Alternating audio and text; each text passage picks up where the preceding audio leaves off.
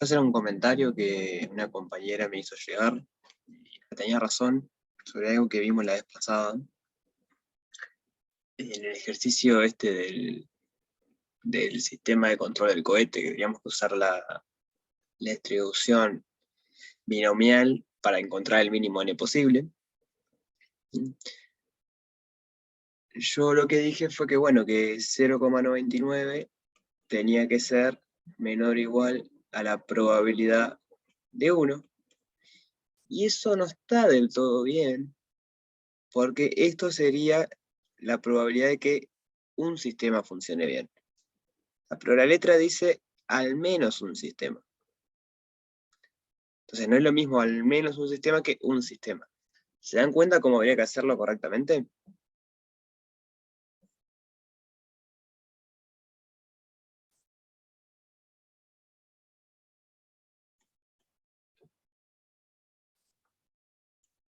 ¿Cómo podríamos interpretar ese al menos un sistema?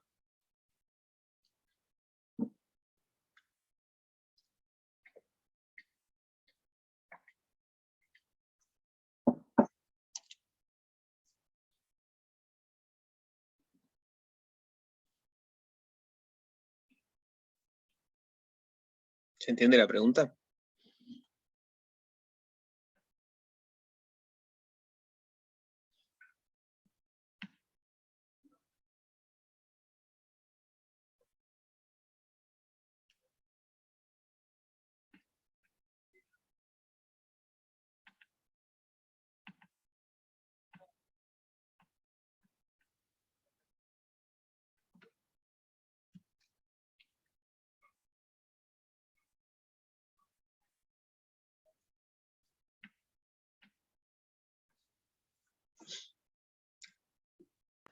Capaz que es mayor o igual a 1. Haga el K, cuando es al menos 1, podría ser que un sistema funcione bien, que 2 sistemas funcionen bien, que 3 sistemas funcionen bien, hasta, bueno, que los n sistemas funcionen bien. Entonces, en realidad lo correcto sería decir 0,93. Podés poner que sea 1 menos Ahí va. P de X menor que 1. Exacto. Tiqui, tiqui, tiqui, más QDN. Pero es molesto calcular todo eso.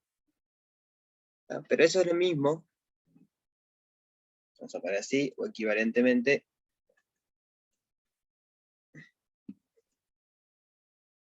El complemento de 0. A menor que 1 va a ser 0 porque son discretas acá. Equivalentemente 0,99 tiene que ser menor o igual a Q de 0 complemento, digamos, del evento 0 complemento. Y eso es 1 menos Q de 0, que es mucho más sencillo de calcular. 1 de Q de 0 va a ser 1 menos combinaciones de n en 0 por p a la 0 por 1 menos p a la n.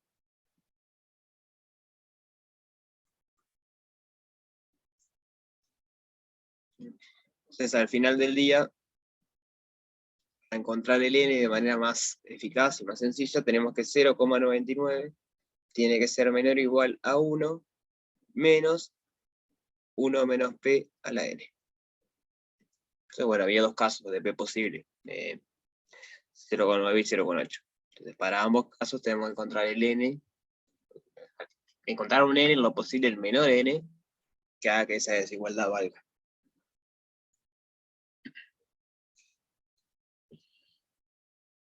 Bien. ¿Entendió esa corrección?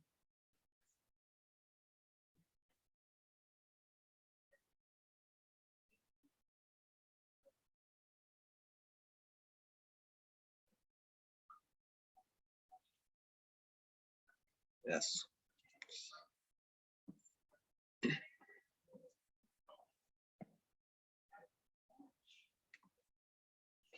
Entonces, vamos a pasar al ejercicio 8,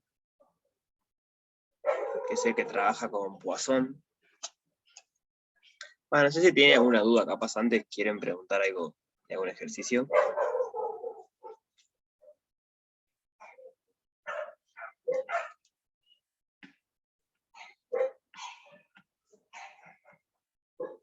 Entonces, si no hay dudas, empezamos con el 8, pero ¿hay alguna duda previa al 8?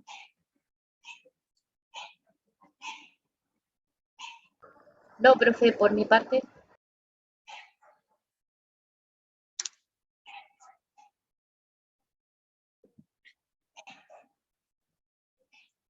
Entonces, comencemos con el 8.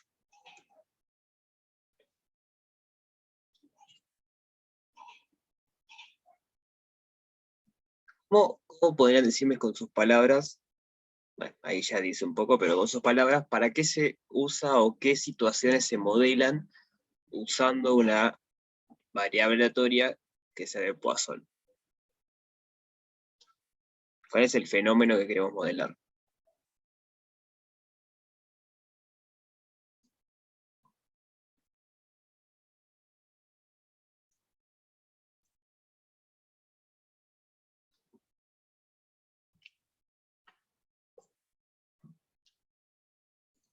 La puedes usar cuando te habla del tiempo. O sea, algo que ocurre durante un tiempo. Bien, un poquito más de información podríamos decir, pero tiene que ver algo con cantidad de sucesos en un tiempo determinado, ¿sí? Este lambda que aparece acá, ¿qué sería?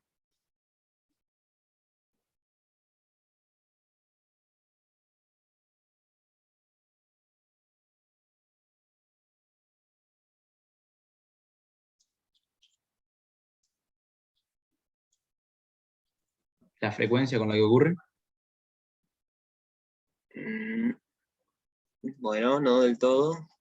La frecuencia media, o el promedio. ¿Tá? O sea, el experimento que modelamos es, sabemos que en un cierto periodo de tiempo, en cierta ventana de tiempo, suceden en promedio lambda eventos,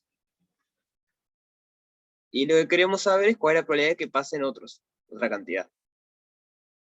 No sé, por ejemplo, a ver, ¿cómo podríamos pensarlo? Sabemos que en un segundo salen, o sea, la capa de ozono entra en tantas partículas alfa o beta que provienen del Sol, en promedio. ¿No? Pongamos por decir algo, no creo que el número esté cerca de lo que sucede, pero pongamos que entran 1000 partículas por segundo. En promedio. Entonces el lambda sería 1000. Y después nos podemos preguntar, bueno, ¿cuál es la probabilidad de que entre una partícula? ¿Cuál es la probabilidad de que entren dos partículas? ¿Cuál es la probabilidad de que entren tres partículas? Y eso sería el K. Entonces, lo que hace es calcular la probabilidad de que pase cierta cantidad de eventos en un tiempo determinado, sabiendo cuánto es el promedio de eventos que pasan en ese tiempo. ¿Sí se entiende eso?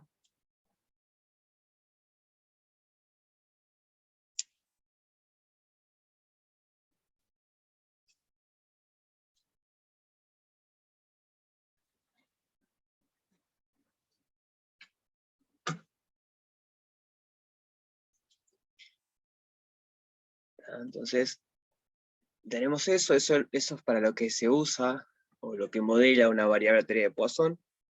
Y lo que nos dice la letra, bueno, que si tenemos una variable aleatoria de Poisson de parámetro lambda, su función de distribución puntual es esta. ¿Cuál es el recorrido de esta posible variable aleatoria?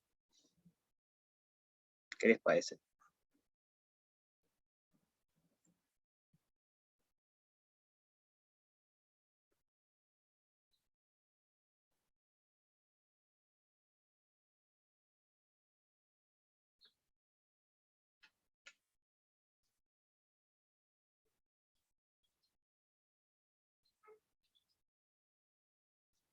Recuerden que recorridos son los posibles valores que toma la variable aleatoria. O sea, los posibles K.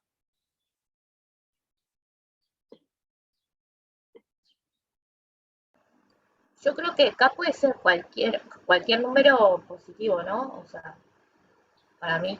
Cualquier número positivo, por ejemplo, raíz de 2. No, entero. O sea, entero positivo, sí. Porque está contando cantidad de sucesos. Sí, Entonces, claro. en un Entero. principio, ahí va, como está contando, tendría que ser entero, positivos o naturales, que es lo mismo. pero no hay un límite para la cantidad de sucesos. O sea, no pasa como con la binomial, que el recorrido iba hasta n. La binomial es distinta, porque la binomial, perdón, era en n experimentos queremos ver la cantidad de éxitos ahí adentro. Entonces, como había n experimentos, no podíamos tener más de n éxitos, tampoco estaba limitada la cantidad de experimentos. Pero acá el K representa otra cosa, acá el K representa la cantidad de eventos que pasan en una ventana de tiempo, en un periodo de tiempo. Entonces, en principio puede ser tan grande como yo quiera el K. Así que en el recorrido me quedan los naturales. Entonces la parte 1, como en todos estos ejercicios, es probar que esta función que me está acá, efectivamente es una función de distribución puntual. Entonces, ¿qué es lo que hay que probar para probar eso?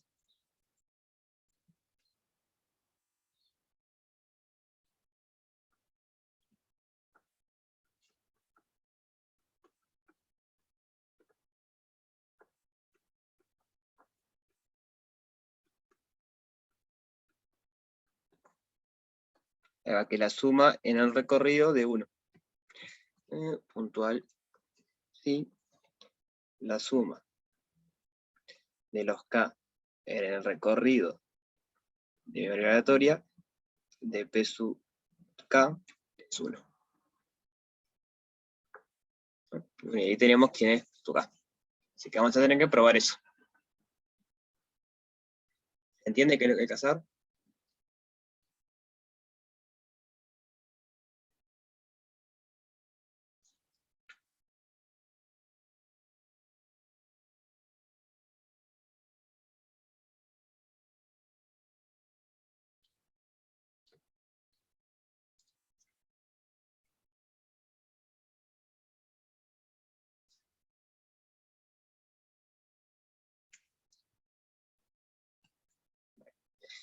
Entonces, bueno, a ver cómo probamos eso.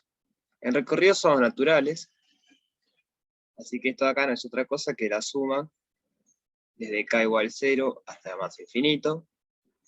Y la función que nos está dando dice que es e a la menos lambda por lambda a la K sobre K factorial. Entonces, e a la menos lambda por lambda a la K sobre K factorial. Esa es la suma que queremos ver que vale 1. Entonces, lo que quiero que pensemos a ver es qué podemos hacer ahí. ¿Cómo podemos probar que eso vale 1?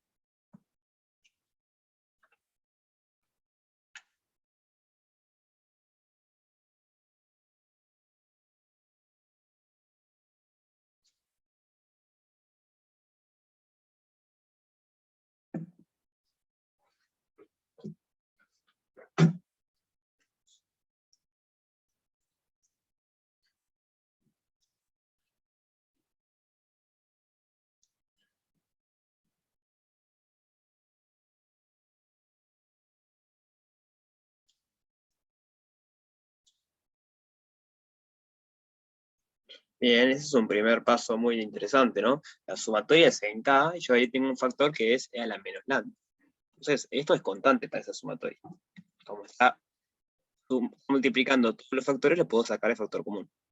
Así que e a la menos lambda por la suma desde K igual 0 hasta más infinito de lambda a K sobre K factorial. Bien. ¿Cómo seguimos? ¿O qué tendría que pasar para que eso dé 1? Que eso fuera igual a E a la lambda. Ahí va. ¿No? Esa sumatoria de ahí tendría que ser e a la lambda. Entonces, como tengo e a la menos lambda, cuando hago el producto me da 1. ¿Y será que eso vale a la lambda?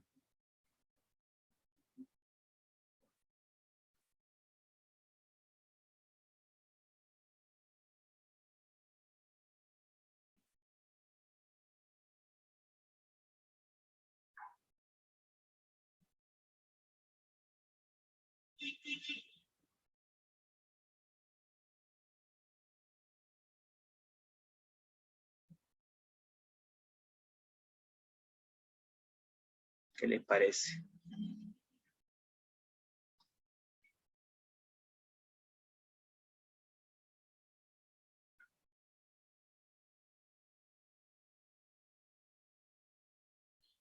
La suma de k igual 0 hasta infinito de lambda a la k sobre k factorial.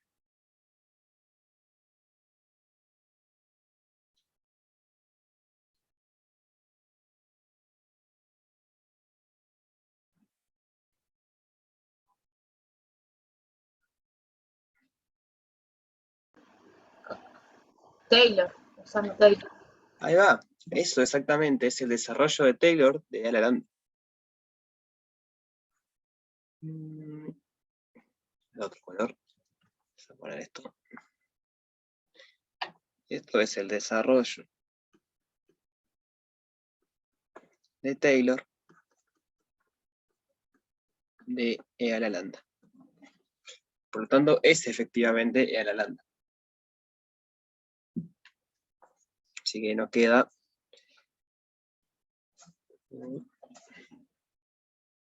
E a la menos lambda por E a la lambda, y eso es 1.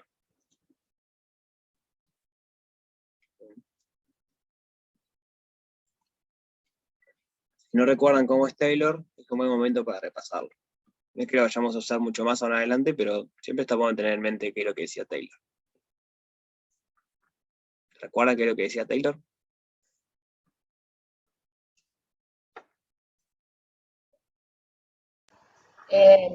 Decía la F en el punto, que podría ser 0.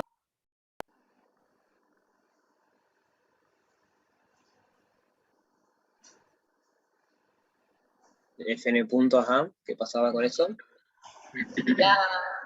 La función evaluada en el punto. Bueno, no del todo. Taylor decía algo más, ¿no? Alex dice, bueno, el resto estaba si vos no sumabas todos los términos, pero acá estás sumando los infinitos términos, y ahí probabas que convergía la serie, exactamente a la función. Lo que sucede por lo general es que en cálculo 1 siempre se calcula el resto porque vos sumás hasta un valor fijo. Haces el desarrollo de Taylor en 4, 5 o 6. Pero cuando tenés el desarrollo completo hasta infinito, ahí el resto vale 0. Esto es algo que se prueba en cálculo 1. Que cuando sumás toda la serie, converge a la función. Entonces, si tenemos e a la lambda x, el desarrollo de Taylor de esa función es la suma desde k igual 0 hasta más infinito de e a la lambda x derivado k sobre k factorial. Ahora es fácil derivar la exponencial, ¿no? Cuando derivo una vez, me baja un lambda. Cuando derivo 2 veces, tengo el lambda al cuadrado por esto. Cuando derivo 3 veces, tengo el lambda al cubo, y etc. Entonces me queda la suma de k igual 0 hasta más infinito, de lambda a la k, por e a la lambda x, sobre k factorial. ¿Y cómo consigo yo del lado izquierdo que me quede e a la lambda? ¿Qué debería hacer?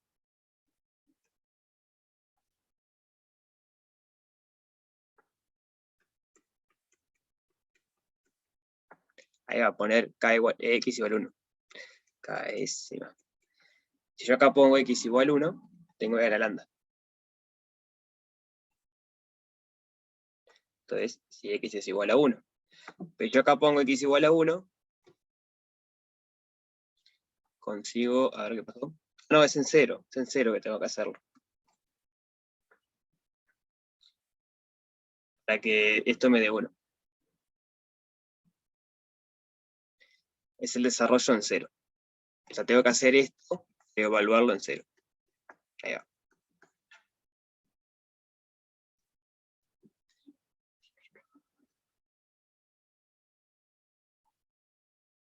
Simplemente. Entonces, cuando evalúan esto en 0, les queda el 1. O sea, e a la 0 es 1. Bien. Así que tenemos que, bueno, esa serie ahí es exactamente a la lambda. ¿Dudas de esto?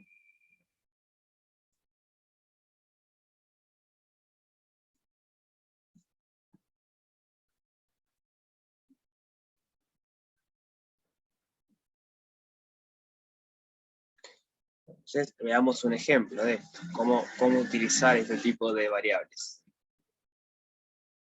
Dice, el número promedio de partículas radiactivas que pasan a través de un contador durante un milisegundo en un experimento de laboratorio es 4. Tenemos un experimento, y en promedio, cada un milisegundo, el detector cuenta 4 partículas. Entonces yo quiero modelar una variable de Poisson. ¿Cuántos parámetros tengo que conocer para poder modelar con una Poisson? Ahí va la frecuencia media o el promedio. Y en este ejercicio, ¿cuánto vale eso? Ahí va, es 4. Es lo que nos dice, ¿no? Que el promedio de partículas es 4. Así que el lambda es 4, por lo tanto, nuestra variable aleatoria va a ser una variable de Poisson de parámetro 4. Y ahora nos pregunta, entonces, una vez que determinamos eso, nos pregunta cuál es la probabilidad de que entren 6 partículas. ¿Ah?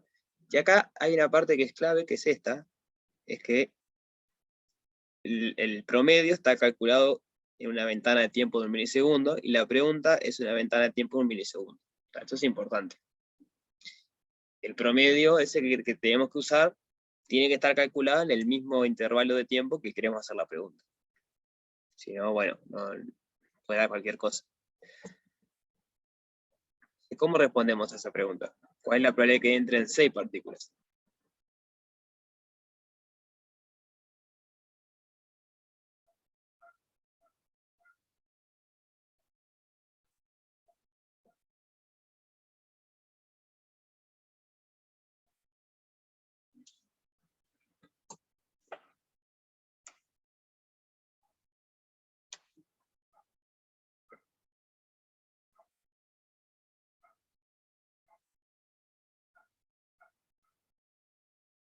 Entonces, me parece que ahí va lo que dice Alex, ¿no? Pero si hubiésemos entendido bien de un principio que era Poisson, la pregunta era fácil. Entonces, volvamos a qué era Poisson. Poisson, a partir de una frecuencia media lambda, lo que hace es calcular la probabilidad de que pase eventos en esa ventana de tiempo. Es lo que dice ahí. Típicamente, la teoría de Poisson expresa, a partir de una frecuencia de ocurrencia media o promedio, la probabilidad de que ocurra un determinado número de eventos durante un cierto periodo de tiempo. Entonces, si la pregunta nuestra acá es, ¿cuál es la probabilidad de que entren 6 partículas? Debe decirnos que el K tiene que ser 6. Entonces, la respuesta de esto es simplemente P de X de 6. P de X de 6. O sea que va a ser, bueno, E a la menos 4 por 4 a la 6 sobre 6 factorial. Esa va a ser la probabilidad de que pasen 6 partículas. Bueno, hay que tener cuidado con eso de reescalar la ventana del tiempo, porque suponete, está buena la pregunta, ¿no? Porque en principio, como muy reducido, en la práctica después igual es así, ¿no?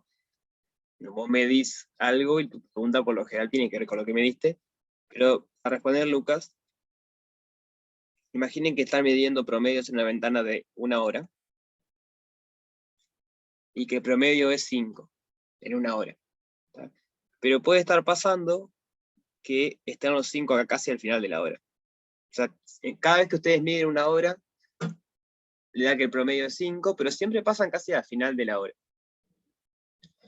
Entonces, si ustedes quieren separar esto, para trabajar con fracciones de tiempo más chicas, en principio en todos estos lugares el promedio es 0. Acá no ocurre ningún evento. Y en contrario acá ocurren muchos. Entonces, achicar la ventana del tiempo puede ser complicado. Quizás agrandarla no presenta tanto problema, porque agrandarla como el promedio, digamos, ustedes saben cuánto es el promedio en una ventana chiquita, cuando la agrandan es como multiplicar cuántas veces entra esa ventana de tiempo en la grande. Pero achicar la ventana del tiempo hay que tener cuidado. ¿Sí se entiende cuál podría ser el problema de achicar la ventana de tiempo? No, profe, no me quedó claro eso. ¿Sí puede repetirlo? Bien. Creo que digo que el lambda, ese promedio es, imagínate que esto de acá es 1 hora. Este tiempo es 1 hora. Y ustedes saben que en 1 hora, en promedio, pasan 5 eventos. sea que el lambda es 5. Pero ustedes después quieren responder algo que en vez de que sea la cantidad de eventos en una hora, sea la cantidad de eventos en 10 minutos, por decir algo. O sea, quieren achicar la ventana de tiempo y usar una ventana de tiempo más chica de la cual usaron para calcular el lambda. Entonces, si esto es una hora, y yo estoy diciendo 10 minutos, tengo que dividir entre hasta en 6. 1, 2, 3, 4, 5, 6. El tema es que acá no tengo eventos.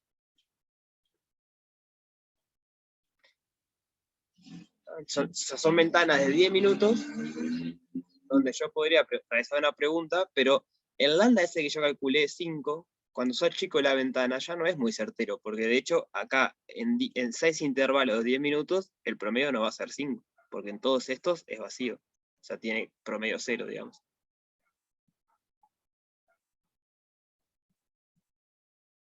El lambda, si lo quieren pensar ahí, podría pensarse como un 5 sexto o algo por el estilo. Porque... Ya, y ahí cómo arreglamos la No, cuestión. por eso, no digo que no, lo que digo que hay que tener cuidado, que no se puede hacer en general es eso. Lo explico porque Lucas preguntaba si podía rescalar, entonces digo, en general no se puede hacer eso. Tendrías que medirlo, el promedio nuevamente, en estas ventanas de tiempo más chiquitas.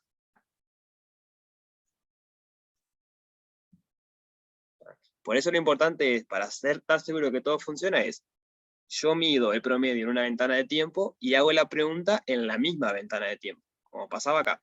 El promedio era en 1 milisegundo y la pregunta es en 1 milisegundo. Entonces está todo bien. Ya, y si es para más grande sí te sirve, ¿no? Porque, o sea, por ejemplo, porque hay un problema que después te pide 2 discos, creo, una cosa así. Y entonces ahí sí podés duplicarlo, vamos a decir, porque, o sea, son 2 de los mismos eventos, una cosa así. Eh, en principio sí, pero estamos hablando de la ventana de tiempo, no de la cantidad de eventos. No confundir eso. Pero sí, en principio agrandar la ventana de tiempo no tendría que causar problemas, porque si el promedio es 3, va a haber uno que va a haber 3, otro va a haber 2, otro va a haber 4, después 3 de vuelta, 4, capaz que hay 1, capaz que hay 2. Pero el promedio en las ventanitas chiquitas es 3, o sea, el lambda es 3. Entonces, bueno, es de esperarse que si ustedes agarran muchas ventanitas siga siendo 3. O sea, porque al estar agrandando, bueno, no pierden información. El tema es cuando achican la ventana de tiempo. Si quieren pensamos ese de los discos que decía, pero en principio el disco es la cantidad de eventos, y no la ventana del tiempo. Son cosas distintas. Ya. Entonces hagamos eso de los discos.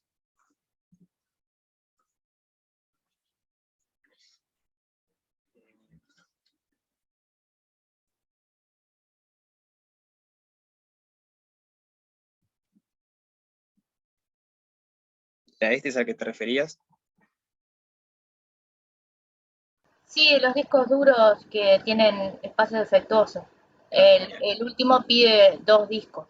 Bien, bueno, pero vamos despacito, vamos despacito. Dice, se certifica la calidad de discos de computadora pasándolos por un certificador que cuenta el número de sectores defectuosos. Una determinada marca de discos tiene un promedio de 0,1 sectores defectuosos por disco. O sea, cada disco tiene 0,1 sector defectuoso. Entonces, calcular la probabilidad de que, bueno, varias cosas. Les vamos de a poco. La parte A es, un disco que se inspeccione no tenga sectores defectuosos.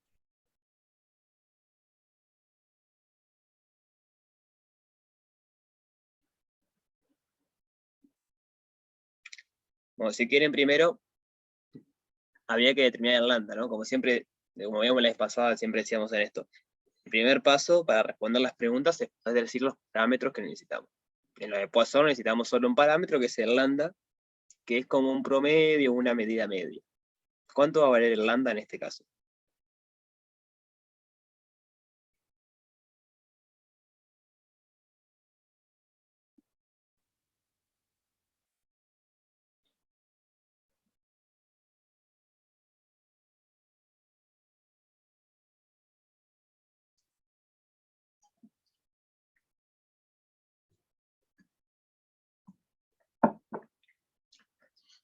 Ahí va el promedio, es 0,1. Bien. Y la ventana del tiempo, ¿cómo se podría pensar? Porque un disco no es una ventana de tiempo. Pero ¿cómo podríamos asociarle una ventana de tiempo al disco?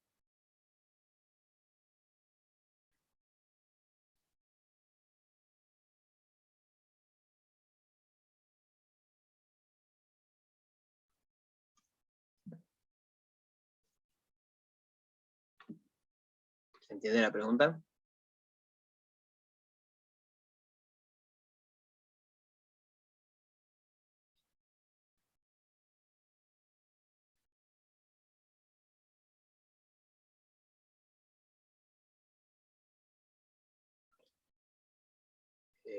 Acá dice como un 1. No entiendo qué quiere decir un 1. O sea, no digo cuánto vale la ventana del tiempo, sino cómo, o sea, qué podemos usar como ventana de tiempo que esté asociado a un disco. Un disco, o todos los discos todos los sectores de un disco, vamos a decir. Pero eso no es un tiempo. Bueno, pero es la medida que te están dando de lo que llamarías tiempo en lo otro. O sea, No, no. Para un tiempo tiene que ser algo, o sea, lo que entendemos como tiempo. Acá lo que me dice que en promedio hay 0,1 sectores defectuosos por disco. Yo lo que pregunto es, ¿cómo, o sea, qué medida de tiempo podemos interpretar que corresponde a ese promedio? O tiene que ser una medida de tiempo, no de cantidad de sectores defectuosos ni nada, tiempo. Entonces es una pregunta más allá de la matemática. ¿Cómo se podría interpretar el tiempo ahí? No digo que lo inventemos, no quiero saber un número. Quiero saber qué objeto o qué cantidad podemos interpretar como tiempo.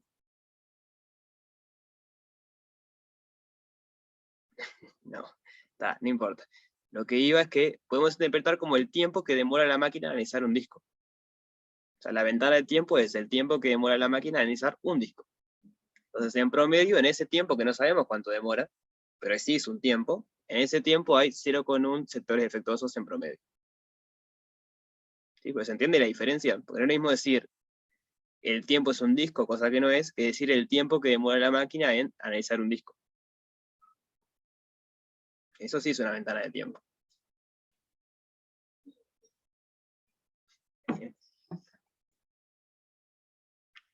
Entonces digo, el ejercicio no lo pregunta, pero está bueno eso, porque en principio la de Poisson era en una cierta ventana de tiempo había un promedio de eventos. Bueno, ¿cuál es la ventana de tiempo en este caso? Bueno, el tiempo que demora la máquina en analizar el disco. Que no sabemos cuánto es y no nos interesa, porque no aparece eso después en la distribución de Poisson. Pero está bueno normalmente entender cuál es el tiempo que está en juego. Entonces, el lambda es un décimo. Parte A me dice calcular la probabilidad de que un disco que se inspeccione no tenga sectores defectuosos.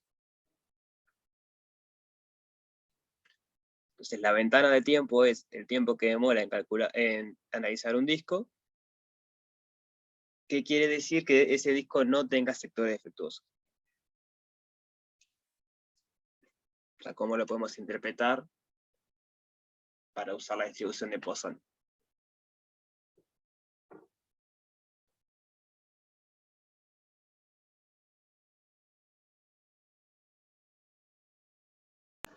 Yo supongo que si te tomás la variable aleatoria, contar los sectores defectuosos, ¿no? Que no tenga, quiere decir que X igual a 0.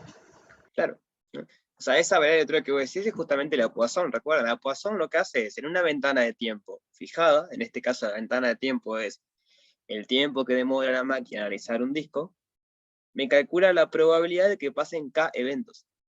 Entonces yo quiero que un disco tenga 0 sectores defectuosos, es que pasa K, el evento sería sector defectuoso, pasa K igual 0, en la ventana de tiempo que es la máquina demora en analizar un disco.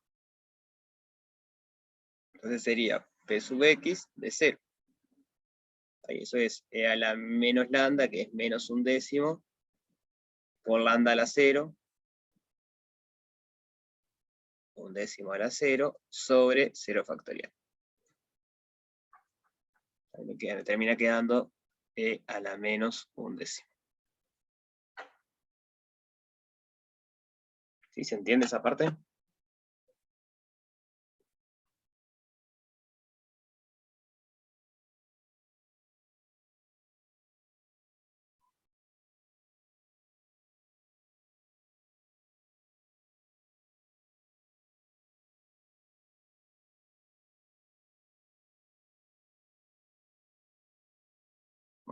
Entonces respondamos la pregunta B.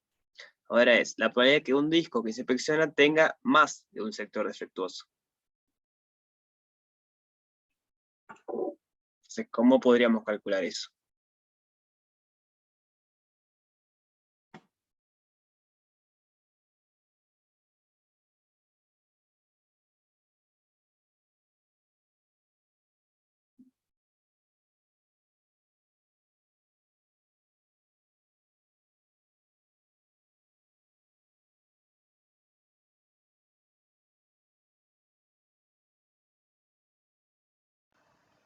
Capaz que por el complemento.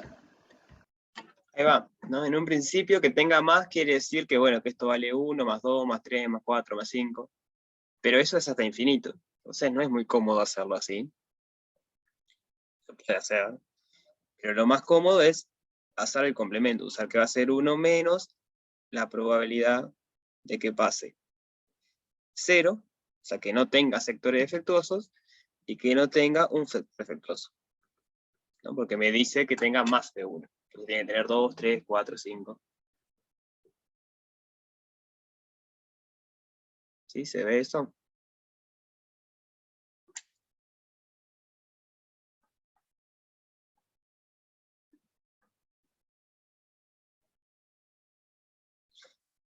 Menos e a la menos 1 sobre 10 por 1 sobre 10.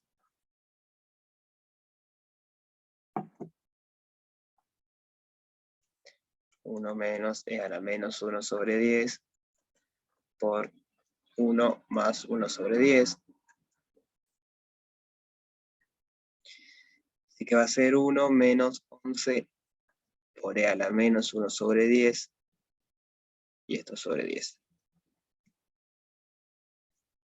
Esa va a ser la probabilidad de que haya más de un sector defectuoso.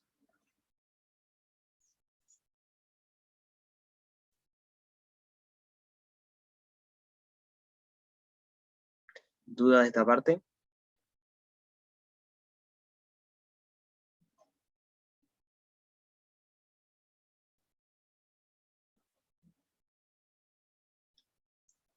¿Los demás? ¿Venimos bien?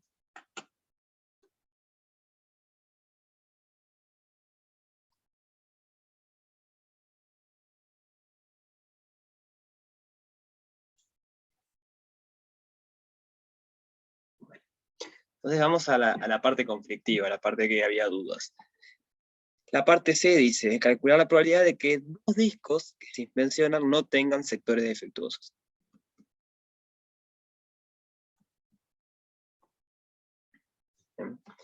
C es calcular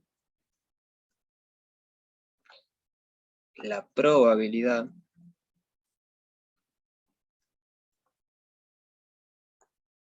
de que dos discos no tengan sectores defectuosos.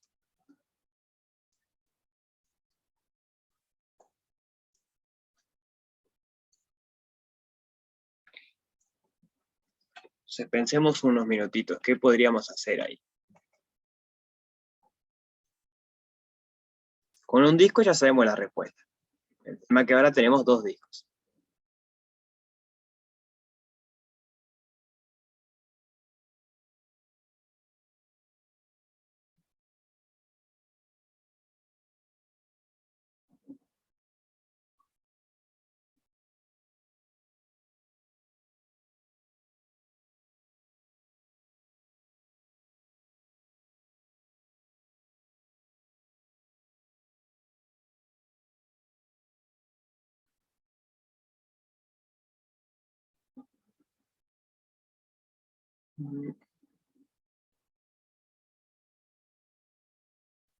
Bueno, esa sería una opción, lo que dice Alex, está interesante. Tiene sentido suponer que la probabilidad de que un disco tenga sectores defectuosos no interfiere con la probabilidad de que el otro disco tenga sectores defectuosos. Entonces serían como eventos disjuntos. Bueno, no sé si juntos o mejor dicho, independientes. Serían eventos independientes. Entonces, la probabilidad de que pasen los dos sería el producto. ¿Qué les parece ese razonamiento?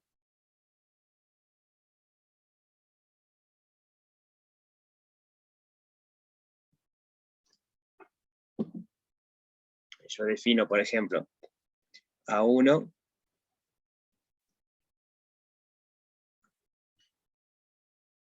el primer disco es defectuoso.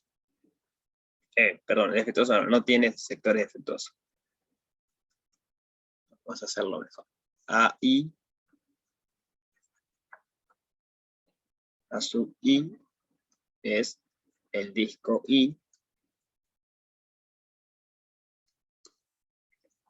no tiene sectores defectuosos.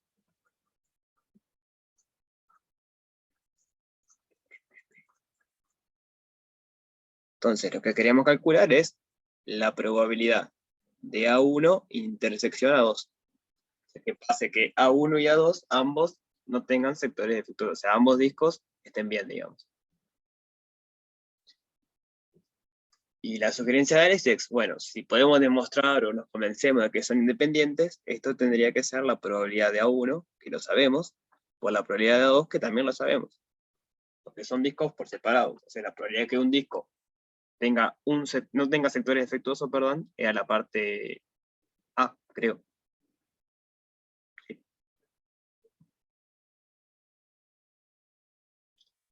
Entonces, la pregunta es si nos convencemos o si tenemos alguna manera de argumentar por qué van a ser independientes esos eventos.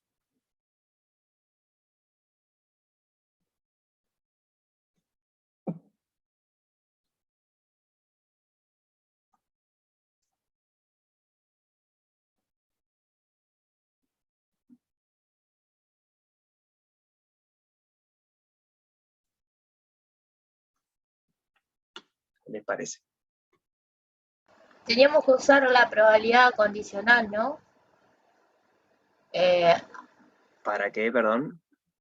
no sé, porque el otro día estaba mirando y ahí me entrevero que si la probabilidad condicionada de uno con el otro era igual a la probabilidad de uno por el otro, eran independientes, y si no, no. No está del todo bien lo que dijiste, pero es equivalente a esto. Lo que vos decís es, por ejemplo, la probabilidad de A1 sabiendo A2 es la probabilidad de A1, por ejemplo. Pero eso es equivalente a que pase eso. Esto pasa si solamente sí. O sea, ¿cómo era la condicional? Era A1 intersección A2 sobre probabilidad de A2. Entonces, si vale lo rojo, esto es la probabilidad de A1 por la probabilidad de A2 sobre la probabilidad de A2. Tacho esto y me queda la probabilidad de A1. Entonces, este resultado es equivalente al que está acá arriba. Son dos maneras distintas de decir que los eventos son independientes. Entonces, yo lo que quiero es que ustedes se convenzan de alguna manera, no demostrarlo, sino convencerse a ver si tiene sentido pensar que esos eventos son independientes. O si hay algún argumento para decir, no, mira, capaz que no, capaz que la máquina, si en un disco encuentra sectores defectuosos, y el otro también va a encontrar.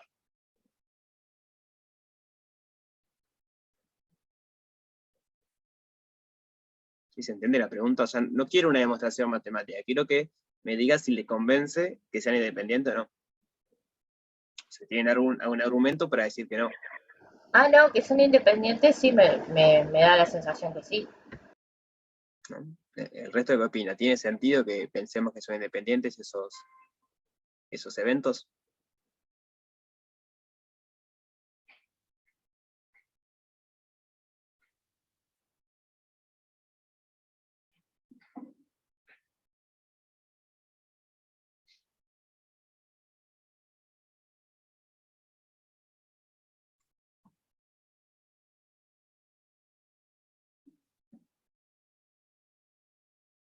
O sea, es una pregunta fuera de la matemática esto, ¿eh? Es, si tenemos una máquina que detecta errores en objetos, en este caso un disco, ¿tiene sentido pensar que si un disco viene fallado, un objeto viene fallado, entonces el próximo también va a venir fallado? O en principio no tiene nada que ver.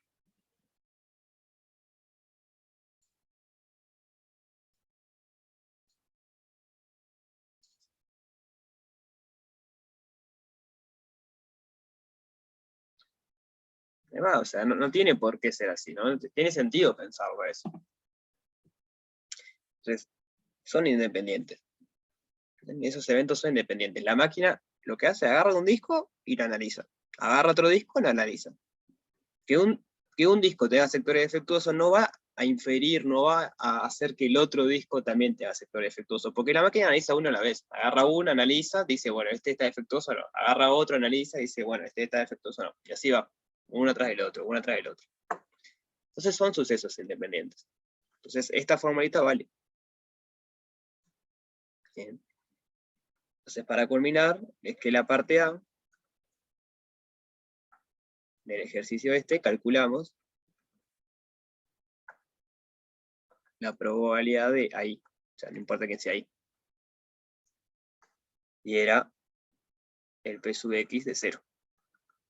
Para que haya 0 sectores defectuosos.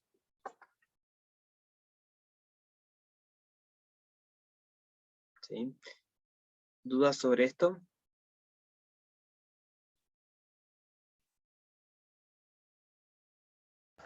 No, profe, gracias. Bien. El resto, como venimos.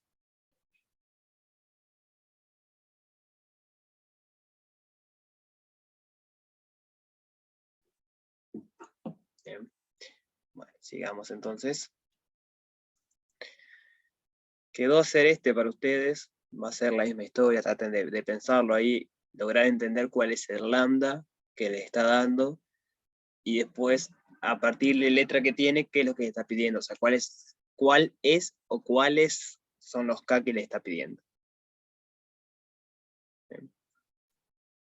Entonces pasemos al ejercicio 9, que está interesante también.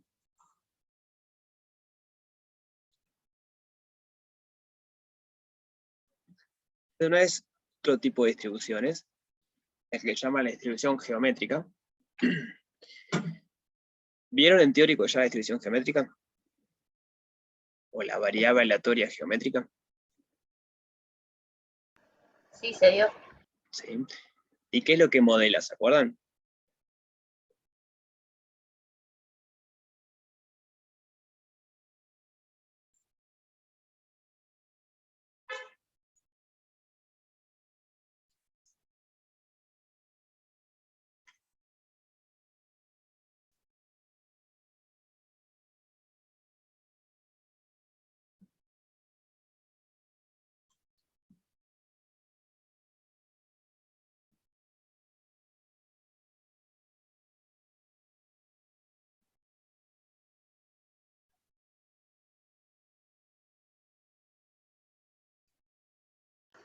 Era ese de que cuando vos tenés la muestra y sacás hasta que tengas el primer éxito.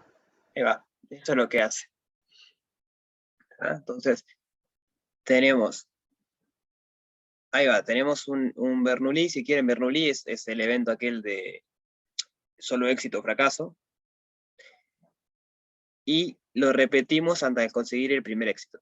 Repetimos un experimento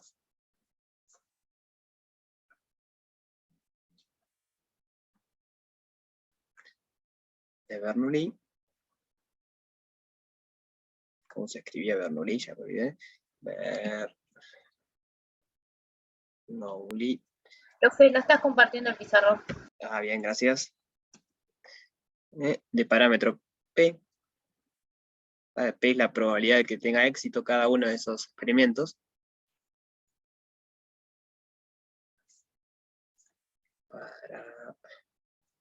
Parámetro P.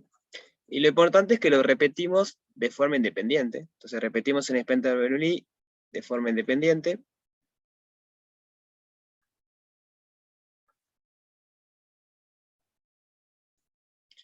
Hasta obtener un éxito. Hasta un éxito, o en realidad el primer éxito. Hasta obtener el primer éxito.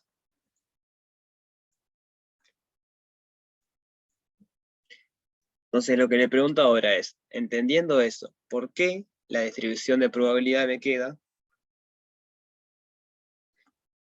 1 menos P a la K menos 1 por P? A ver, pensemos eso un segundo. Porque si la geométrica me modela esto, su función de distribución o función de probabilidad tiene que ser eso.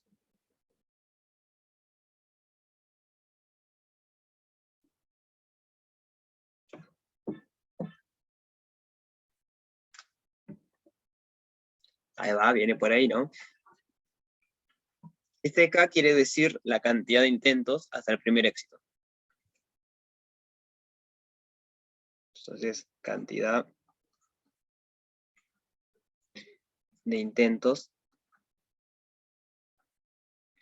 hasta el primer éxito.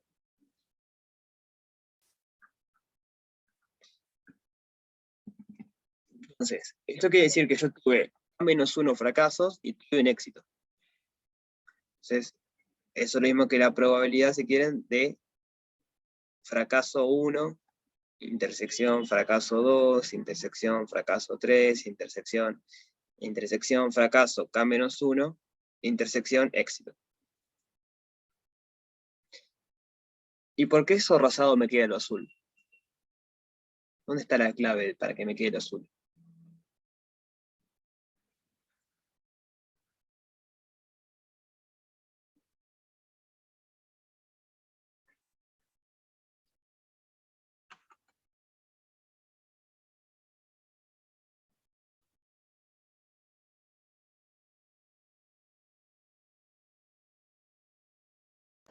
¿Será porque haces el complemento de que te salga E?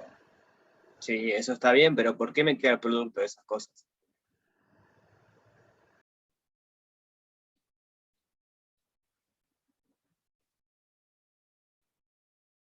Porque lo que está en azul sería la probabilidad de fracaso 1 por la probabilidad de fracaso 2 por así hasta probabilidad de éxito. Porque podés tenerlas en diferentes órdenes. No, no tiene que ver con eso. ¿Qué tiene que pasar para que yo una intersección la pueda ver como un producto de probabilidades? Que sean independientes. Ahí va. Esa es la clave, que el experimento de Bernoulli se está repitiendo de forma independiente. Entonces, esto es la probabilidad de fracaso 1 por la probabilidad de fracaso 2, probabilidad de fracaso K-1, probabilidad de éxito.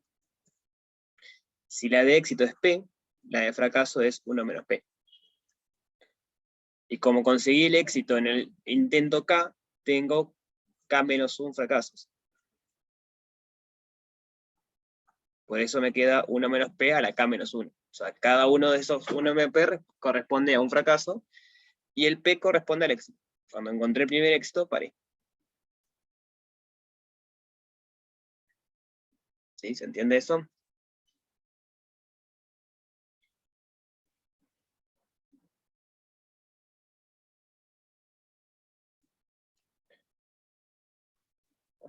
Entonces, esa formita tiene sentido porque justamente estamos repitiendo los experimentos de forma independiente. Si no supiéramos eso, esta fórmula estaría mal. En principio no tendría por qué dar eso. Bueno, otra pregunta es, que nos interesa para poder hacer la parte 1, ¿cuál es el recorrido de esta variable aleatoria?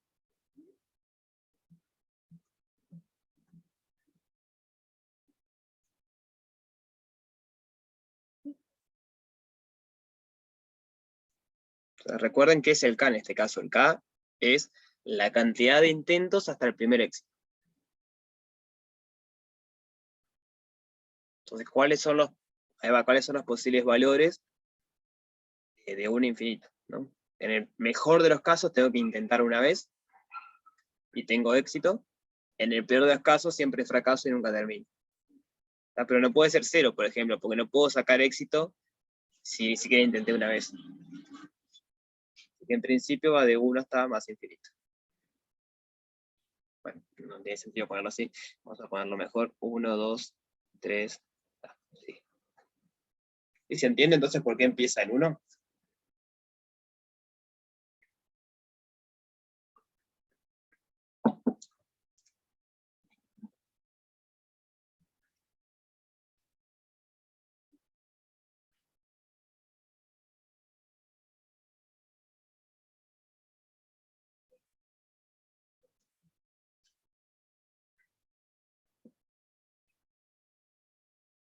Bueno, entonces ahora sí, parte 1. Me dice probar que esta función, la que estamos trabajando, es efectivamente una función de probabilidad, o una función de distribución puntual.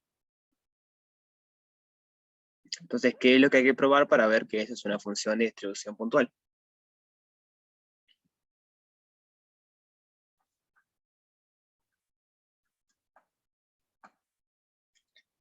Función de distribución puntual, ahí va. Si la suma de los k en el recorrido de la función esta me da 1.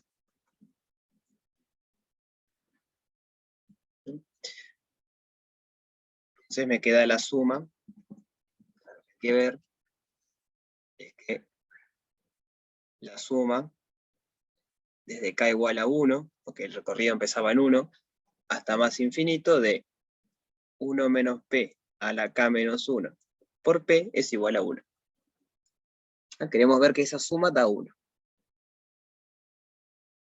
Entonces, bueno, ¿qué podemos hacer ahí?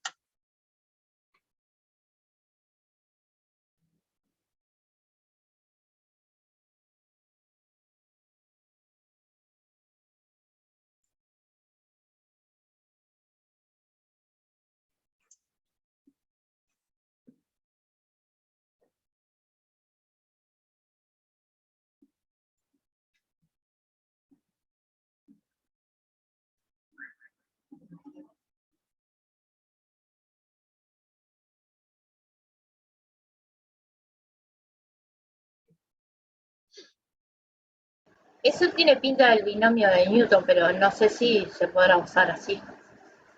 Bueno, no del todo, ¿no? A ver, el binomio de Newton era que a más b a la n era la suma desde k igual 0 hasta n de combinaciones de n en k por a la n menos k por b a la n. O sea, en principio, no solo le faltan las combinaciones, sino que estos exponentes no son lo mismo, ¿no? Y nada que ver. O sea, hay un producto ahí sí de p y cosas, pero no sucede con eso.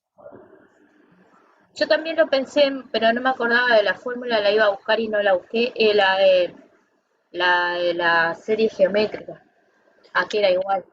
Ahí va, esa es la idea. No, aparte que tiene como sentido, ¿no? No sé si tiene sentido. De hecho, no sé si se llama así la distribución por eso o no. Distribución geométrica, para probarlo vamos a usar la serie geométrica. O sea, no sé si es coincidencia o si la serie geométrica, la distribución geométrica se llama así por la serie. Pero recuerden que la suma desde k, vamos a agregar la variable, desde j igual 0 hasta más infinito de a por r de la j es igual a 1 sobre 1 menos r, si r está entre 0 y 1, que era cuando la serie geométrica converge. Es una constante, acá tengo que poner a. Entonces acá lo importante es, a es una constante, y esto se llama serie geométrica.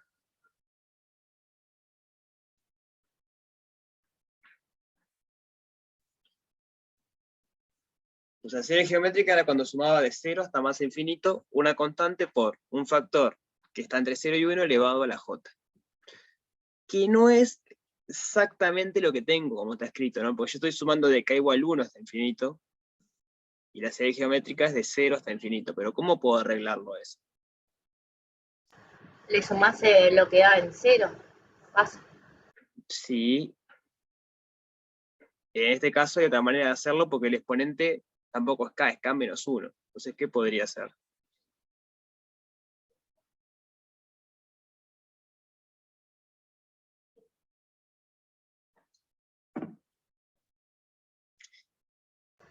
Ahí va, le sumás uno y ya está. Ahora, si yo llamo a j, le llamo a k menos 1, que k empiece en 1 quiere decir que j empieza en 0. O sea, esto es igual a la suma desde j igual 0 hasta más infinito de 1 menos p a la j nada más, no a la k menos 1 y a la j menos 1 a la j, por p. Es un cambio de variable. ¿Se entiende por qué vale eso?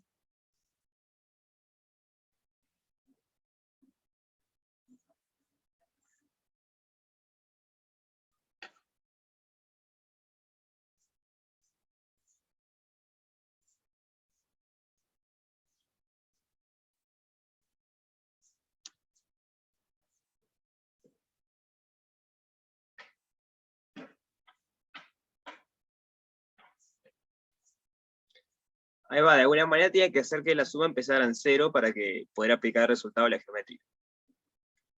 Y entonces, usando eso, ¿cuánto me da ahora? O sea, esto va a ser igual a cuánto usando esto. Bueno, primero, para usar eso, ¿qué es lo que habría que verificar? Hay una condición ahí.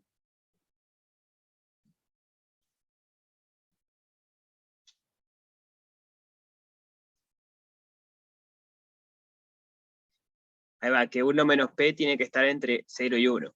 ¿Y eso lo podemos asegurar?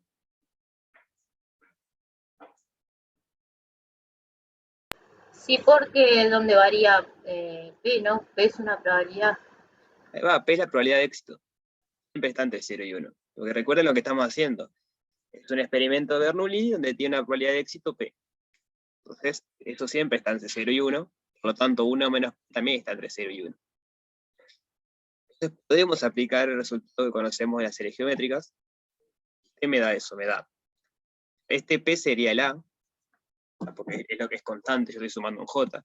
Entonces me da p sobre 1 menos factor que estoy sumando, y eso es 1 menos p. Esto es p sobre 1 menos 1 más p. Esto es p sobre p. Esto es 1. Entonces la suma de todos esos me da 1. Usando la serie geométrica, de vuelta, ¿no? Si no nos acordábamos de eso, no era tan sencillo verlo.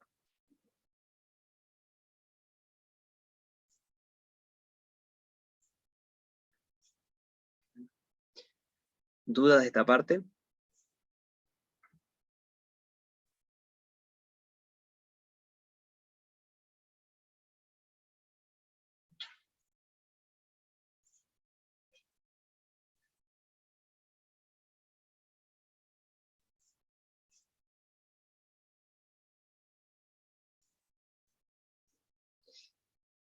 Y bueno, son cosas de cálculo 1 o 2, no sé cuándo es que se veía serie, creo que en 2.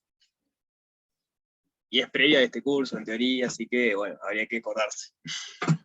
En No, principio, pero nos dejan llevar una hoja con fórmula, me parece, al parcial. Si pero nos con dejan- fórmulas de estadísticas. No sé si, o sea, estadística de probabilidad. No sé si con cualquier cosa. Esto tienen que hablarlo bien con los de teórico.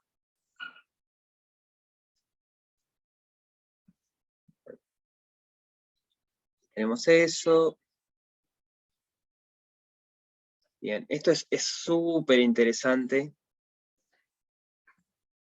De este tipo de variables aleatorias, creo que se llama la pérdida de memoria. Es un resultado muy interesante de las variables aleatorias geométricas. Y pérdida de memoria hace referencia a esta propiedad. La probabilidad de que la variable aleatoria tome valores mayores a m más n, sabiendo que es mayor a m, ¿no?, es igual a la probabilidad de que sea mayor a n nada más. Es como que no recuerda que ya fue hasta m, y empieza a contar de m en adelante. Por eso pérdida de memoria, digamos. Cuando llegó hasta m, es como que volvió a empezar y no se acuerda, entonces en realidad le da la probabilidad de que x sea mayor a n nada más.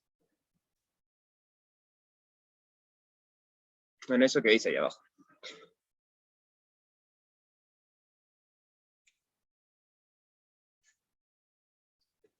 ¿Sí se entiende por qué se llama pérdida de memoria?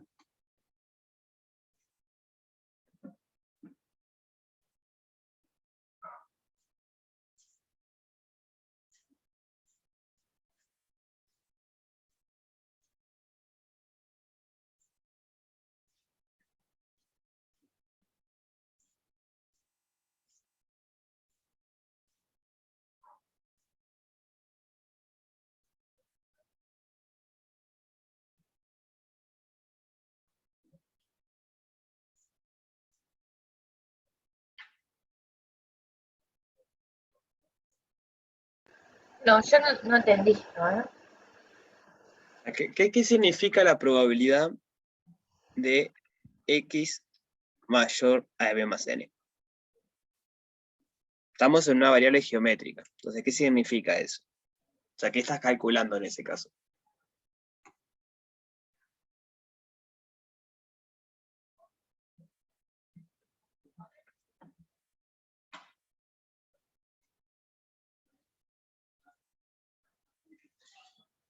que el éxito lo consigas a partir de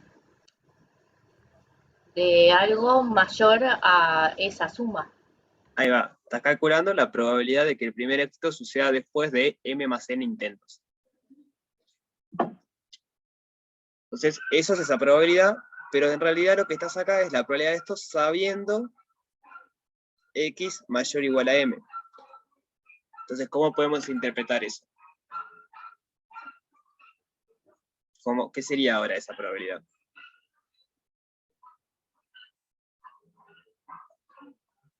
Sabes que hasta M no pasó.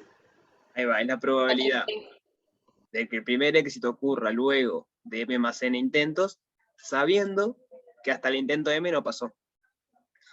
Y lo que te dice que tenés que probar es que esto es igual a la probabilidad de que ocurra después de n intentos. Entonces vos venís haciendo intentos. Un intento, dos intentos, tres intentos, m intentos.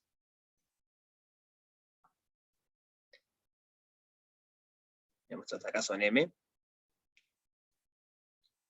Y si vos sabés que en esos m intentos no tuviste éxito, después es como que empiezas a contar desde acá. Y te olvidas que ya probaste m intentos. Ahora entendí. Acá estaría n intentos.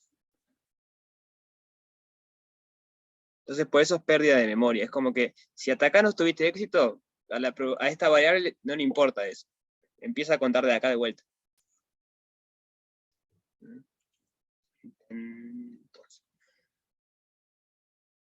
Entonces, bueno, ¿cómo podemos probar eso?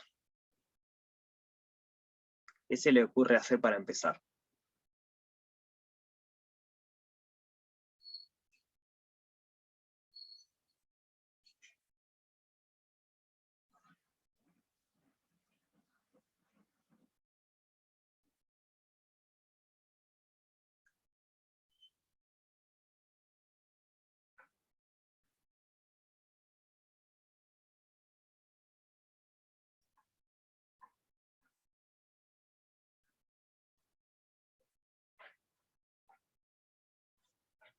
Entonces yo en principio plantearía la fórmula. Ahí va, no hay mucho más cosa para hacer. Hay que partir de esto, por ejemplo, y ver si logramos llegar a lo otro. Entonces, la probabilidad de, vamos a poner sin los corchetes, x mayor a m más n, sabiendo x mayor a m. ¿Cómo era la formulita para calcular eso, o la definición de esto? ¿Se acuerdan? Vamos a poner los corchetes. Era la intersección, la probabilidad de la intersección de lo de arriba, Ahí va. sobre la probabilidad del de la derecha, vamos a decir. Mayor a m dividido la probabilidad de que x sea mayor a m. ¿No? Y lo que queremos es ver, esto queremos,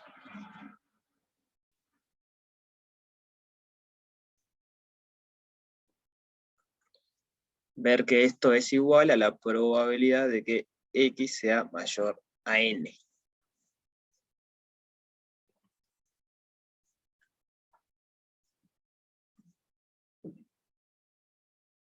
Bien. Esto en principio tendría que ser sencillo. ¿Cómo calcula la probabilidad de que x sea mayor a m? ¿Qué otra manera tenemos para calcular eso?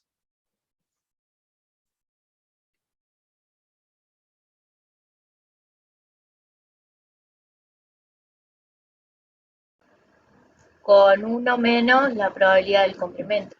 Ahí va. ¿Y el complemento qué conjunto sería? ¿O qué evento sería? X menor o igual a N. Ahí va. Entonces, 1 menos la probabilidad de que esto sea menor o igual a n. Por otro lado, podemos hacer lo que dice Alex. Ver, o sea, estudiar qué pasa con esto, y lo que vamos a tener es que este evento está incluido acá adentro. ¿Está? Porque si el primer éxito pasó luego del intento m más n, es claro que también pasó luego del m. porque M más N es mayor que M. Estando acá en el dibujito este azul y rojo, el intento pasó acá, entonces también pasó más adelante que M. Entonces, por otro lado tenemos eso. Tenemos que el evento X mayor o igual, no, mayor, perdón, M más N, intersección el evento X mayor a M, es igual al evento X mayor a M más N. Bien. Y entonces podemos calcular su probabilidad.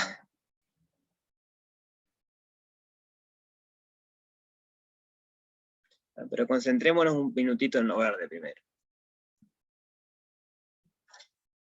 ¿Cómo nos quedaría esa probabilidad?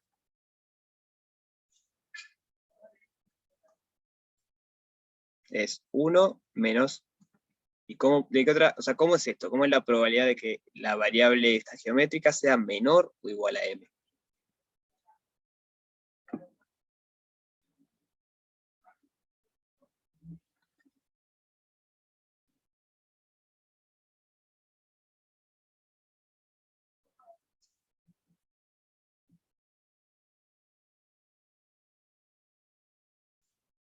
Recuerden que son eventos independientes. O sea, estaba repitiendo el experimento de Bernoulli de forma independiente hasta obtener el primer éxito. Entonces, ¿cómo se calcula lo que sea menor o igual a M?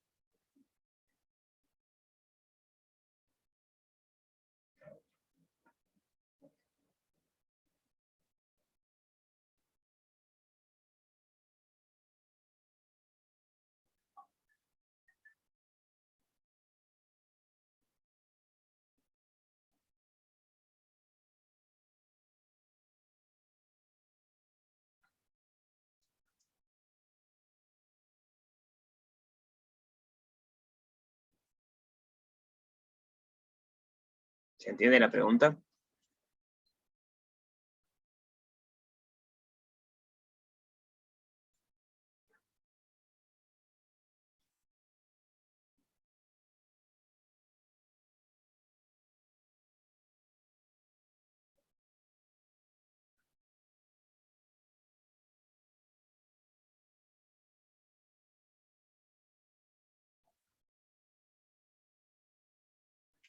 Ahí va. Está la M. Entonces va a ser menos la suma desde K igual a 1 hasta M, porque es menor o igual a M, de, bueno, la función esta que calculamos antes, K.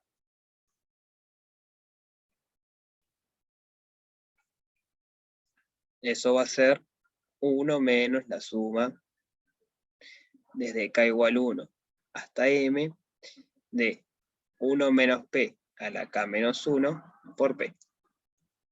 ¿Y cuánto da esa suma? Ahora es finita la suma.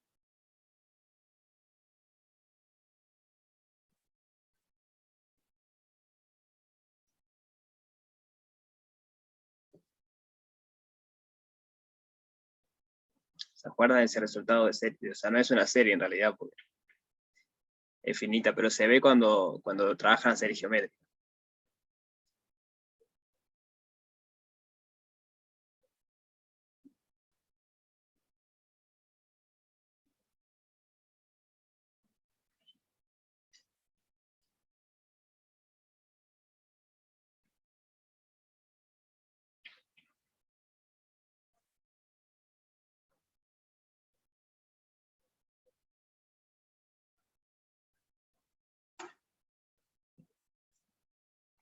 Entonces lo recuerdo.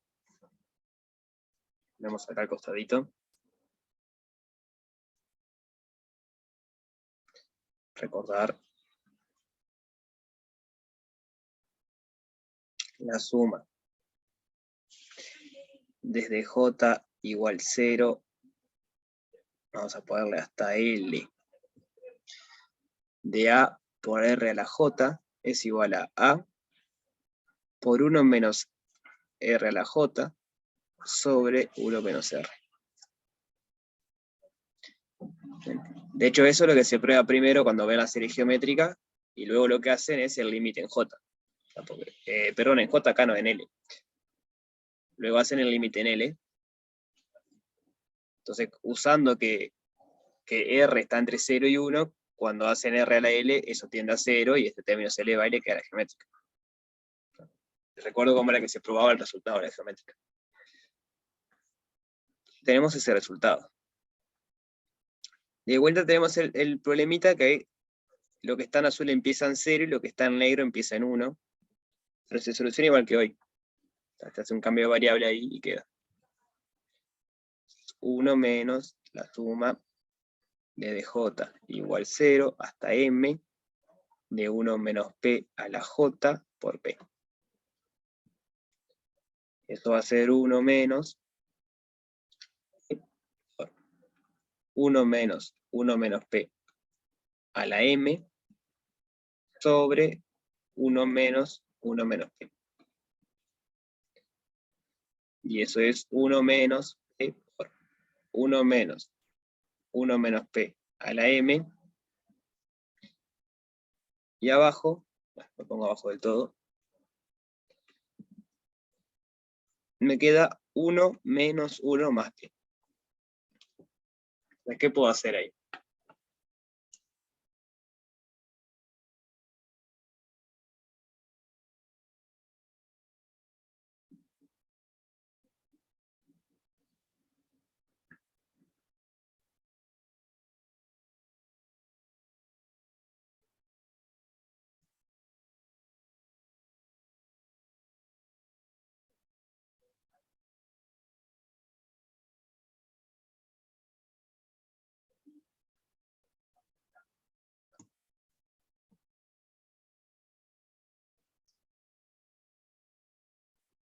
Ahí va, ¿y qué es lo que se puede cancelar?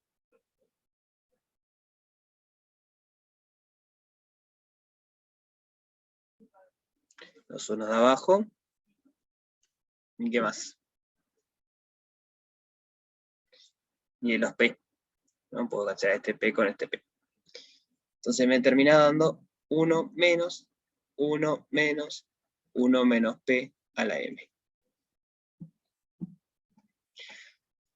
Pero ¿qué más puedo hacer ahí ahora?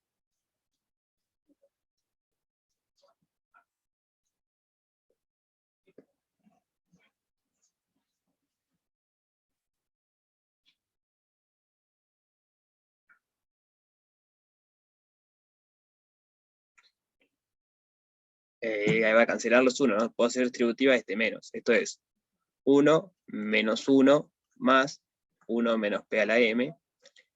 Estos 1 se van. Y me queda 1 menos p a la m.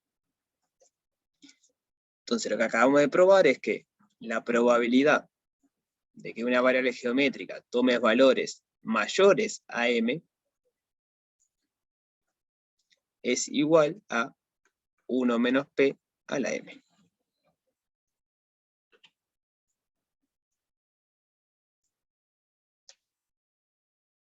¿Sí? ¿Se entiende el procedimiento? ¿Quieren repasarlo?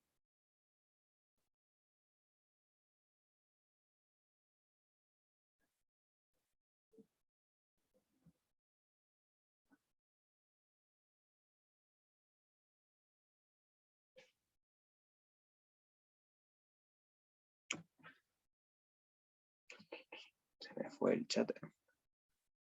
¿Los demás? Sí, se entendió, sí. Bien.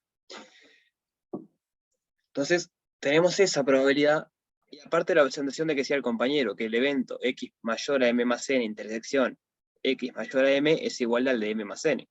Entonces, aplicando lo mismo, la probabilidad del evento x mayor a m más n va a ser 1 menos p a la m más n. Entonces ya está, ahora hay que juntar todo lo demás y tenemos, ¿no?, la probabilidad de x mayor m más n, sabiendo que x es mayor a m. Por definición es la probabilidad de x mayor a m más n, intersección x mayor a m, sobre la probabilidad de x mayor a m, por la cuenta que hicimos recién, esto es 1 menos p a la m más n sobre 1 menos p a la m. ¿Y cuánto me da eso?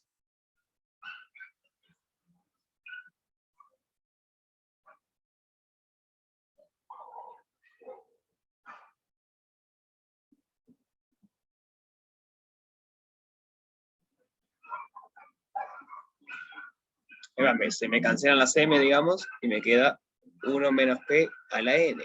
Pero por la cuenta que hicimos recién, ¿qué es eso?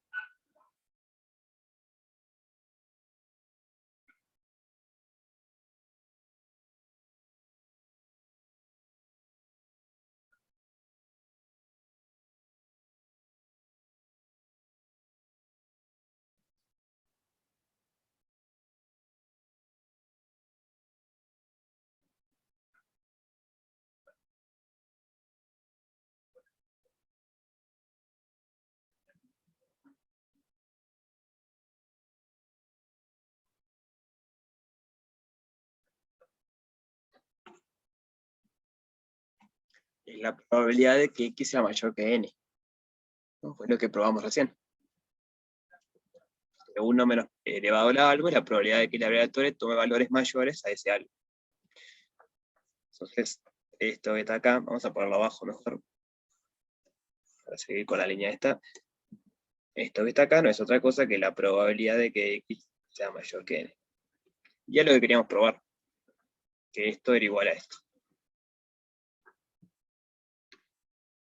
Bien. ¿Dudas sobre esto?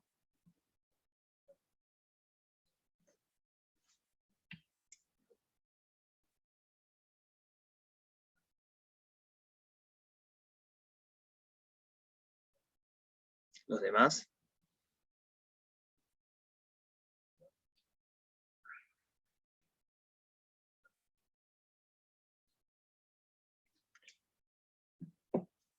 Entonces, para terminar hoy, me gustaría hablar un poquito de... Tenemos 5 minutos, no es tanto, pero hablar del último ejercicio. Y bien interesante.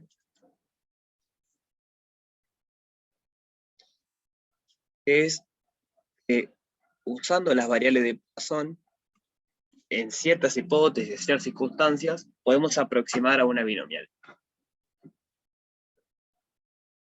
¿Sí? Y la hipótesis que tiene que pasar es esto. Es que n por la probabilidad n, o sea, esta probabilidad es la de la binomial, sea igual a una constante lambda. En particular, P sub n tiene que tender a 0. Porque si n crece, para que n por algo me dé una constante, P sub n tiene que tender a 0. Entonces lo que están diciendo es que si tienen un experimento con una probabilidad muy chiquita de que pase algo, y hacen muchas veces el experimento, n es muy grande porque quieren hacer límite cuando n tiene infinito, pero la probabilidad de que en cada una sea éxito es muy chiquita, entonces lo pueden aproximar por una variable de Poisson.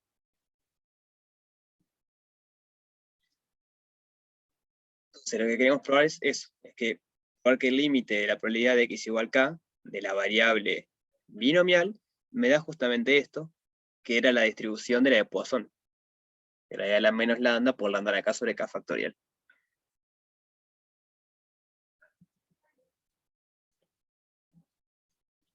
¿Qué se les ocurre hacer para empezar?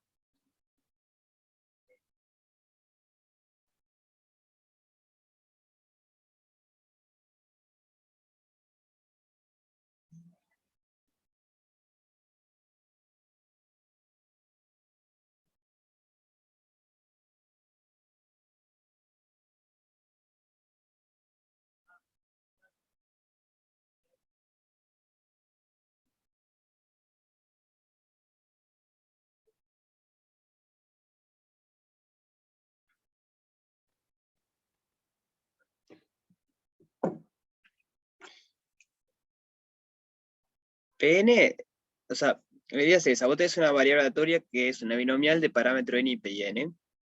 No sabés cuánto vale p y n, lo único que sabés es que está entre 0 y 1, porque es una probabilidad.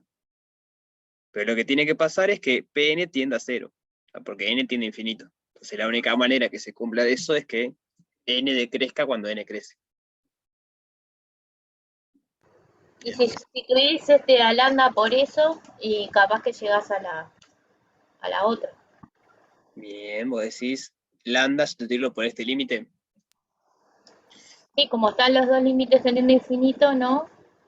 Sí, pero por ejemplo, e a la menos lambda sería e a la menos límite, y eso está raro. No, no, no, como vos ya estás hallando el límite a infinito, ¿no? En el otro, en la de abajo, Ajá. o sea, en lambda ya estarías en el límite, ¿no? Porque todo... Ah, pero no sería... No, está bien, porque si n tiende a infinito y en el otro también es la misma variable, podés sustituir n por np por lambda. Bien. Entonces, lo que dice la compañía se puede resumir en probar, olvidándonos los límites, probar que la probabilidad de que x tome la variable k sea igual a e a la menos np sub n por np sub n a la k sobre np sub n factorial. Entonces, haciendo límite de ambos lados para que la igualdad siga valiendo, tenemos el resultado. El límite en n. ¿Cómo podemos seguir entonces? Esto es lo que hay que probar.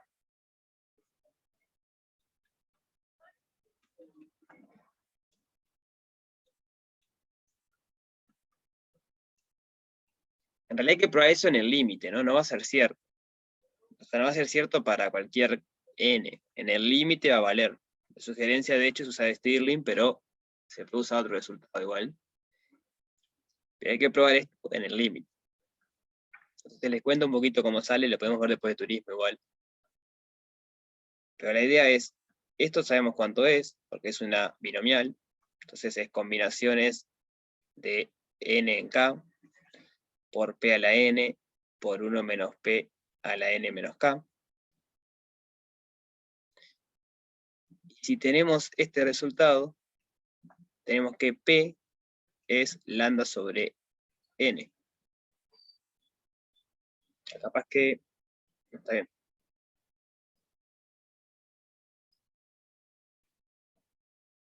Voy a pasarlo. Si lambda es igual a np, entonces p es lambda sobre n.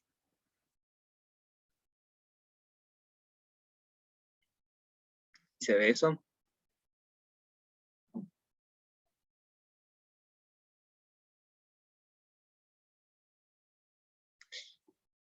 Se puede sustituir acá. Me va a quedar combinaciones de n en k por lambda sobre n a la n por 1 menos lambda sobre n a la n menos k.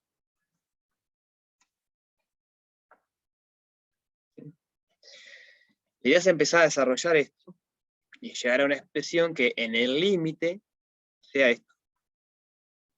En el límite, ¿no? Porque queremos probarlo en el límite. No sé si vale la pena verlo ahora en realidad, porque ya estamos en la hora y va a llevar unos minutitos. Si quieren lo piensan, ¿sí? Es hacer una cuenta que no es tan complicada. Piensen cómo sería el desarrollo de Taylor de esto, si quieren. Va a salir. Pero lo vemos bien después de turismo. Pero bueno, si quieren verlo es eso. Hay que hacer esa cuenta y ver cómo se vincula eso. Siempre en el límite. O sea, la igualdad va a valer en el límite. Sacamos el límite, no tiene sentido. Bárbaro, profe. Bien. Lo borro entonces porque no lo vimos. Así que bueno, nos vemos después de turismo. Si vienen medios atrasados o algo, traten de ponerse al día. Si después de turismo arrancamos bien.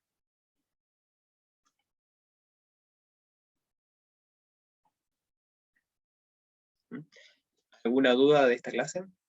¿O de alguna otra clase? Igual no sé.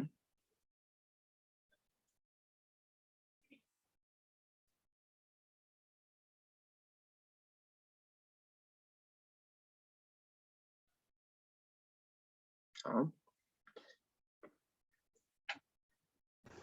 Gracias, profe, nos vemos después de turismo. bueno, vemos después de turismo entonces. Que pasen bien. Buenas vacaciones.